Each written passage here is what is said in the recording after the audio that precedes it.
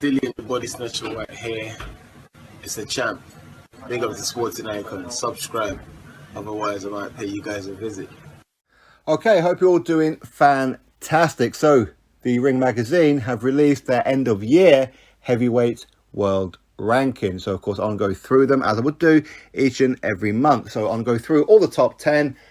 Then, of course, I'll go back through them again to discuss what it is that they've just recently done, what fights they've got coming up, try and justify their position, and then, of course, give you some alternate views as well as to who I believe should be in the top 10 instead of certain people. So if you do like this kind of content, please click that subscribe button, turn it from red to grey. It's absolutely free. You're a boxing fan, yes? So get to it. Do it. Okay, so here is the top 10 Ring Magazine heavyweight world rankings to close off 2021. The Ring Magazine heavyweight world champion and, of course, WBC world heavyweight champion, Tyson Fury. Tyson Fury, of course, two-time Ring Magazine heavyweight world champion, still undefeated. In fact, he's held every belt that the heavyweight division has to offer. So that's Tyson Fury. Number 1, Alexander Usyk, former cruiserweight undisputed champion and now unified WBA, WBO, IBF and IBO world heavyweight champion in Alexander Usyk. Number 2, Anthony Joshua. Again, former two-time WBA, WBO, IBF, IBO World Heavyweight Champion. So number 2, Anthony Joshua. Number 3 is the former WBC World Heavyweight Champion, the Bronze Bomber, Deontay Wilder. Number 4, the current WBC Interim World Heavyweight Champion and mandatory challenger to the WBC World Heavyweight Champion and, of course, Ring Magazine, Tyson Fury. Number 4 is Dillian Whyte, the body snatcher. Number 5, WBO or former WBO World Heavyweight Champion, Joseph Parker. Number 6, the first ever Mexican World Heavyweight Champion, Andy Ruiz Jr., of course, unified at that as well when he defeated Anthony Joshua for the WBA, WBO, IBF and IBO. So Andy Ruiz Jr. at number 6. Number 7, King Kong, Luis Ortiz, former world title challenger, I suppose. That's pretty much all he's done, including as an amateur, right? Luis Ortiz, number 7. Michael Hunter hasn't won anything yet, but he owns the number 8 position. Number 9, the Rio Olympian silver medalist from 2016 and current WBO mandatory in the juggernaut, Joe Joyce. Number 10, Filip Hrgović from Croatia. Again, he's still undefeated. Is he the IBF mandatory? That's still on the table. But either way, number 10, Filip Hrgović. So that is the top 10 for the Ring Magazine. In my opinion, there are a couple of changes, which I want to get to in a minute. But of course, let's have a look. So obviously the champion, Tyson Fury, he has been mandated to fight his mandatory challenger and the interim champion in Dillian Whyte. Now, we are still waiting to find out what the split is going to be. We heard this from Eddie Hearn in recent interviews. I got a voicemail from Dillian Whyte earlier on today saying about that as well, that they're still waiting. So when is that going to be resolved? Who knows? But this fight should be next. Tyson Fury versus Dillian Whyte. Dillian Whyte is number 4. In my opinion, at least, Dillian should be ranked at least above Deontay Wilder, who holds the number 3 position. Reason being, Deontay Wilder has been knocked out in his last 2 fights on the bounce.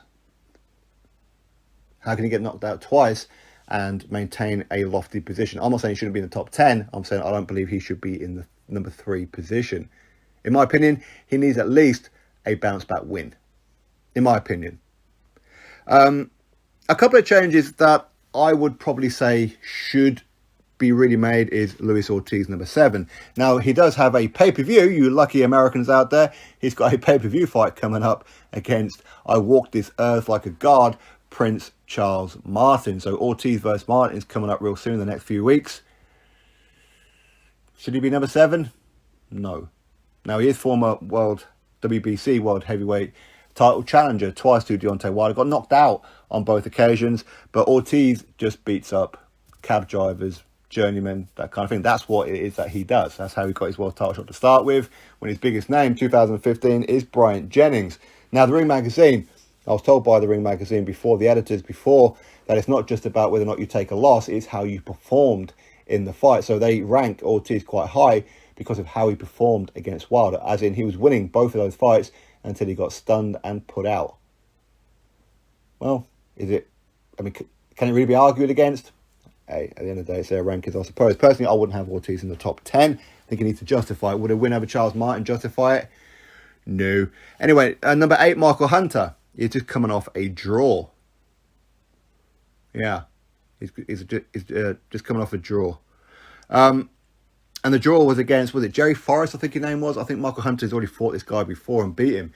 Anyway, this was on a Triller card. But I don't believe he should be in the top 10. Not because he's not a good fighter. He is a good fighter. But he hasn't really been proving it. Is it because Hasim Rahman is no longer in his corner? I'm led to believe. I don't know. But the fact that he keeps turning down fights. Turning down a final eliminator against Filip Hrgović for the IBF. Why would you do that? There's no reason for that in the world. Unless, of course, you feel like you're going to lose. There's no reason in the world as to why he would do that. In fact, he fought that Mike Wilson guy. Again, a former cruiserweight. I know Mark Hunter's a former cruiserweight as well. And he has lost to Alexander Usyk. But that's not the kind of win against a Mike Wilson that you need to be fighting to justify a top 10. Nor is even getting a win, let alone a draw, against Jerry Forrest. If it wasn't Jerry Forrest, please somebody let me know, but I'm pretty sure it was. But for me, I don't think he should be ranked in the top 10.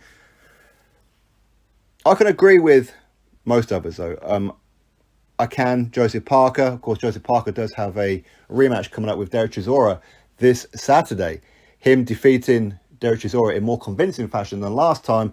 Would that solidify a top 5? Maybe. Derek Chisora, of course, is a guy, win, lose or draw, he'll always come to fight. So whoever it is that Chisora fights, they're going to have a hell of a night, aren't they? They really are. So credit to Joseph Parker for taking his rematch. A lot of people wouldn't want to do that, but he has. If he beats him more convincingly, would this justify a top 5? Maybe. Certainly a top 10 in my opinion. Andy Ruiz Jr., very, very inactive. Since he lost to Anthony Joshua, he's only had one comeback fight against Chris Arreola, which of course he did get dropped in that fight himself. But decent win enough, I suppose. But who's going to be fighting next? There was talk about him fighting Luis Ortiz or someone like that. Don't look like it, because obviously Luis Ortiz is fighting Charles Martin next. So maybe we can see Andy Ruiz Jr. against Deontay Wilder. I doubt it. I think Wilder's going to want a bit of an easier touch to come back. And of course, Andy Ruiz Jr., he's still getting to know his head trainer, Eddie Reynoso, as well. Of course, for those of you who don't know, Eddie Reynoso trains Ryan Garcia, Sal Canelo Alvarez, Frank Sanchez, and a couple of others. But I imagine maybe we could see Andy Ruiz Jr. versus Otto Wallin, in-house PBC fighter of sorts. But as to put someone else in the top 10, who would you put in there? Tony Yoka? Maybe. Again, I think Tony Yoka, even though he's only had, was it a dozen fights or so, he is going to be fighting Martin Bakole next. Again, Michael Hunter has defeated Martin Bakole himself. So, again, just to backtrack on that one for Michael Hunter, he does have some pretty good wins, by the way. But Tony Yoka, he's about to take on Martin Bakole. Tony Yoka has defeated a Dave Allen, which, of course, is one of Luis Ortiz's best wins. So maybe Tony Yoka should be in there. Of course, he's a 2016 Olympic gold medalist. Will that last under the investigations? We'll have to wait and find out. But for me, maybe a Tony Yoka could be in there. Maybe a Hughie Fury. Yes, Hughie Fury, he has come up short on a couple of occasions, but I think Hughie Fury would beat a Luis Ortiz. I do. I genuinely do believe that he would. In fact, I believe that he'd beat Michael Hunter.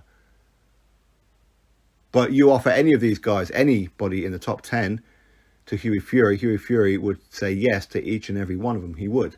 He really would. So would Peter. Can Sky Sports deliver one of these top 10 to him next? Well, I suppose we'll really have to wait and find out. So anyway, that is a top 10. I'm sure you guys will probably come up with another couple of names. Would it be arguable that maybe Robert Helenius could be in there? He has come off back-to-back wins against Adam Kownacki. Adam Kownacki was at one point in the top 10 of the Ring magazine. But there again, he does have 3 losses. One of them is to Dillian Whyte. No disgrace in that one, of course. The other 2, Gerald Washington and Johan Duapa. That's a little bit disgraceful. So maybe that's why Robert Helenius isn't there. But just because it once was, what is right now? I think that Robert Helenius is looking so much better. Anyway, who knows? You will all have your own thoughts on that one. Some may say Arsenbek Makhmudov, undefeated Russian, heavy-handed, knocks out everybody that he fought so far. Maybe 1 or 2 others. Anyway, that's the top 10. Drop your thoughts below. Click thumbs up and, of course, subscribe. And I'll catch you all in the next video.